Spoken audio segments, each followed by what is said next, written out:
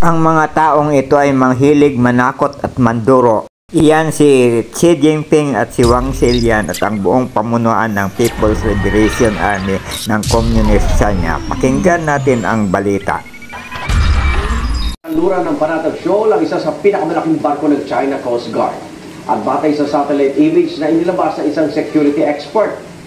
Kasama nito ang isa pang barko na dati nang bumangga sa isa sa mga resupply boat ng Pilipinas sa West Philippine Sea. Ang mga barko namata sa gitna ng joint drills ng China sa palibot ng Taiwan. Saksi si Chino Gaston. 3 araw matapos manumpa sa pwesto ang bagong Pangulo ng Taiwan na si Lai Ching-te, nagdaos ng 2 araw na war games ang China sa Taiwan Strait at sa paligid ng Taiwan.